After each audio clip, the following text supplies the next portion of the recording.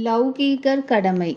சிஷ்யர் ஒருவர் மகாஸ்வாமிகளிடம் கேட்டார், பிராமண தர்மத்தை பிராமணர் அனுஷ்டிக்கவாவது கொஞ்சம் பிரச்சாரம் செய்ய வேண்டியது அவசியமில்லையா?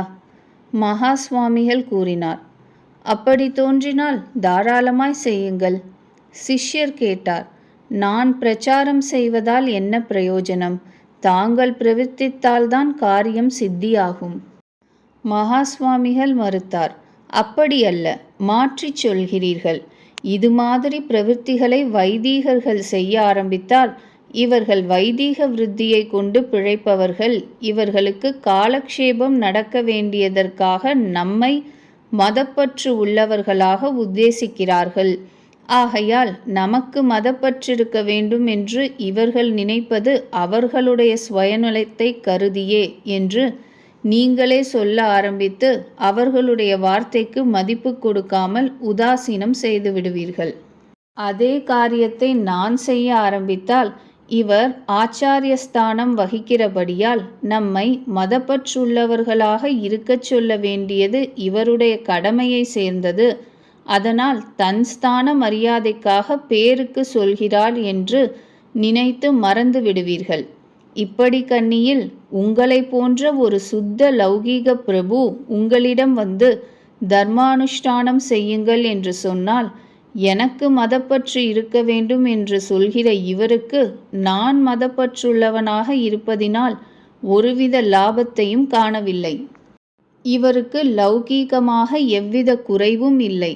நான் மதப்பற்றுடன் இருந்தால் இவருக்கு பிழைப்பு என்பதும் இல்லை. நல்ல அந்தஸ்தில் இருக்கிறார். நவீன வாசிப்பும் நன்கு பெற்றிருக்கிறார்.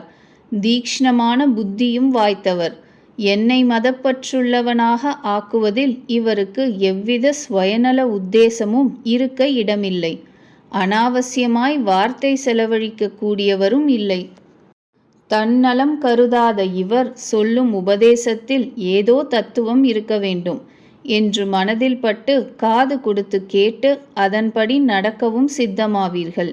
நடக்க வேண்டிய கிரமத்தை யோசித்தால் பிரச்சாரம் அவசியமென்றிருந்து அதுவும் உபயோகப்படவும் வேண்டுமானால் தங்களை போல் உள்ளவர்கள்தான் பிரவர்த்திப்பது அவசியமாகும். சிஷ்யர் கூறினார், தாங்கள் சொல்வதின் தாத்பரியத்தை தெரிந்து கொண்டேன். இருந்தாலும் நாங்கள் செய்யும் பிரவர்த்திக்கு கூட தங்கள் ஆதரவு இருப்பதாக தெரிந்தால் ஜனங்களுக்கு மதிப்பு இருக்கும் என்றே தோன்றுகிறது. மகாஸ்வாமிகள் அருளினார், சாக்ஷாத்தாக ஈஸ்வரனே தன் ஆக்ஞைகளை அழிவற்ற வேத ரூபமாக வெளியிட்டிருந்தும் அவர் சொல்லியபடி கேட்க ஜனங்கள் தயாராய் இல்லை. ஜனங்களின் சரியான நடத்தையை உத்தேசித்தே பிராச்சீன மகரிஷிகள் ஸ்மிருதிகளை ஏற்படுத்தி கொடுத்தும் கூட அவைகளையும் ஜனங்கள் மீறியே நடக்கிறார்கள். இப்படி இருக்க என் பெயரையும் சேர்த்து சொன்னதற்காக மாத்திரம் ஜனங்கள் அவ்வாக்ஞைகளின்படி நடப்பார்கள் என்று எப்படி எதிர்பார்க்க முடியும்? சிஷ்யர் கூறினார், ஈஸ்வரனையும் மகரிஷிகளையும் தற்காலத்தில் யாரும் நேரில் பார்க்க முடியாது. ஜனங்களின் விசுவாசத்திற்கு ஆஸ்பதமாய் இருக்கிற தாங்களோ பிரத்யக்ஷ தெய்வமாய் இருக்கிறீர்கள். ஆகையால் புத்தகங்களில் காணப்படும் வைதீக தர்மங்களை விட தாங்கள் சொல்லும் வார்த்தைக்கே அதிக கவனம் கொடுப்பார்கள். மகாஸ்வாமிகள் கூறினார், அப்படியே இருக்கட்டும். இனி நீங்கள் எங்கு போனாலும் ஜனங்களிடத்தில் ஈஸ்வராக்ஞா ரூபமான வேதங்கள் உங்களுக்கு இவ்விதம் கட்டளையிடுகின்றன. அதே கட்டளைகளை மகரிஷிகளின் ஸ்மிருதிகளும் எடுத்து கூறுகின்றன. அதை சரியாய் நடத்தி அதன் பலனை அடையுங்கள். அப்படியே செய்யும்படி ஆச்சாரியரும் சொல்கிறார்கள் என்று சொல்லுங்கள். ஸ்ருதி ஸ்மிருதிகளின் பிரமாண்யத்தை நான் எடுத்து சொல்லவில்லை என்ற காரணத்திற்காக ஜனங்கள் அதர்மத்தில் உழல வேண்டாம். ஸ்ருதி ஸ்மிருதிகளில் சொல்லிய விஷயங்களையே அதை பின்பற்றி நானும் எடுத்து உபதேசிக்கிறேன். அவைகளில் சொல்லியபடி நடக்க வேண்டியதே கடமை என்று நானும் சொல்கிறேன் என்று தாராளமாய் சொல்லுங்கள். என் ஆக்ஞைக்கு ஏதோ விசேஷ மகிமை இருப்பதாக கருதுகிறீர்களே. சிஷ்யர் கூறினார், இது போதுமா? தர்ம பிரச்சாரத்தை தாங்களே முன்னின்று நடத்தினால்தான் நன்றாக இருக்கும். மகாஸ்வாமிகள் கூறினார், நான் முன்னமேயே சொல்லியிருக்கிறேன். இந்த காரியம் அதர்மம் என்று தெரிந்திருந்தும் கூட அந்த அதர்ம காரியத்தை செய்து வரும் ஜனங்களிடம் என்ன பிரச்சாரம்தான் பலிக்கப் போகிறது? அந்த பிரச்சாரத்திற்கும் பலன் ஏற்படலாம் என்று வைத்து கொண்டாலும் நல்ல அந்தஸ்து வகிக்கிற உங்களைப் போலுள்ள லௌகீகர்கள்தான் முன்வர வேண்டும். மதமே இவர்களுக்கு விருத்தி என்று நினைக்கப்படுகிற எங்களால் பிரயோஜனம் ஏற்படாது. மேலும் இது விஷயமாக விசேஷ பொறுப்பை என்னிடம் ஏற்ற நினைக்கிறீர்களே, என்ன காரணம் என்று தெரியவில்லை. இதற்கு முன் அதர்ம பிரச்சாரம் ஒன்றும் நான் செய்ததாக தெரியவில்லையே. அப்படி ஏதேனும் செய்திருந்தால் என்னால் உண்டான கெடுதலை சீர்திருத்த வேண்டிய பொறுப்பு எனக்கு ஏற்படலாம். வாஸ்தவத்தில் உங்களைப் போலுள்ள மனிதர்கள்தான் ஜனங்களுக்கு லௌகீக சம்பத்தில் மோகத்தை உண்டு பண்ணி சன்மார்க்கத்திலிருந்து நழுவச் செய்திருக்கிறார்கள். தர்மத்தின் பெருமையை இப்பொழுது அறிந்துள்ள நீங்கள்தான் மறுபடியும் அவர்களை சரியான மார்க்கத்தில் கொண்டு வர வேண்டும். ஆகையால் விசேஷ பொறுப்பு உங்களுக்குத்தான் இருக்கிறது. சாமானிய ஜனங்கள் தேசத்தில் சிரேஷ்டர்களாக உங்களைத்தான் எண்ணுகிறார்கள். கீதையில் பகவான் சொல்லியபடி சிரேஷ்டன் எதை அனுஷ்டிப்பானோ அதையே மற்றவர்களும் கை கொள்வார்கள்.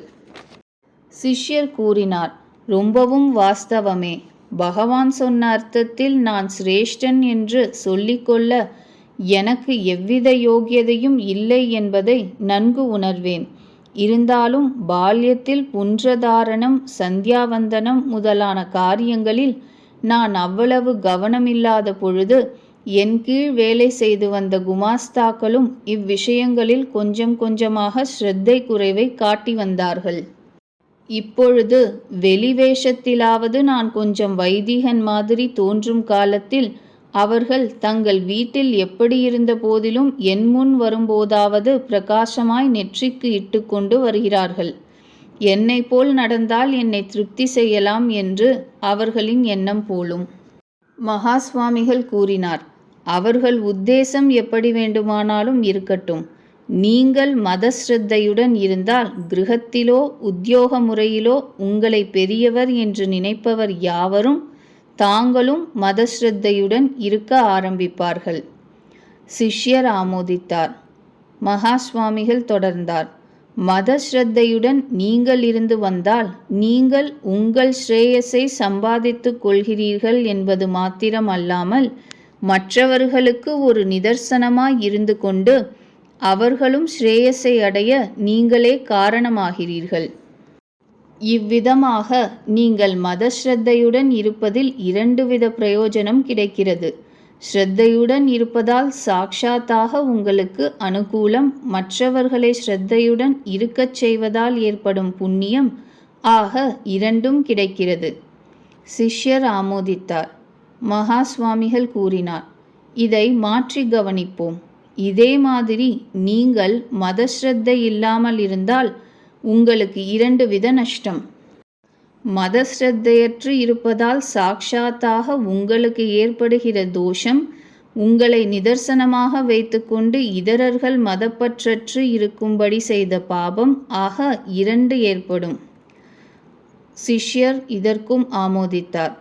மகா சுவாமிகள் மேலும் அருளினார், சாமானிய ஜனங்கள் தாங்கள் செய்கிற கர்மாக்களின் பலன்களை மாத்திரம் அடைவார்கள். இதரர்களுடைய நடத்தையை மாறுபடுத்தக்கூடிய பெரிய அந்தஸ்தில் உள்ளவர்களுக்கு இரட்டிப்பு பொறுப்பு உண்டு. அவர்கள் தங்களுக்கு மாத்திரம் ஜவாப்தாரி என்றிராமல் மற்றவர்களுக்கும் பொறுப்பாளி ஆகிறார்கள். தர்ம மார்க்கத்தில் இருந்தால் எப்படி புண்ணியம் ஜாஸ்தியோ அப்படியே அதர்ம வழியில் இருந்தால் பாபம் ஜாஸ்தியே. இவ்விருவித பொறுப்பையும் உங்களைப் போலுள்ளவர்கள் நன்கு உணர்ந்தார்களேயானால் தர்ம விஷயமான அஞ்ஞானத்திலிருந்து அஞ்சி அந்த க்ஷணம் முதற்கொண்டே ஞான சம்பாதனத்திற்காக பிரயத்தனம் செய்து தங்கள் நடத்தையினாலும் உபதேசத்தினாலும் மற்றவர்களை நன்னடத்தையில் நிறுத்த உதவுவார்கள். அப்புறம் தர்ம பிரச்சாரத்தை பற்றி தனியாக விசாரப்பட அவசியமே இராது. இவ்விதமாக நம் தேசத்தின் க்ஷேமமே வாஸ்தவத்தில் உங்களைப் போலுள்ளவர்கள் கையில்தான் இருக்கிறது. இதை நன்கு அறியுங்கள். நன்கு உணர்ந்தீர்களேயானால் அப்புறம் கவலைக்கு காரணமே கிடையாது.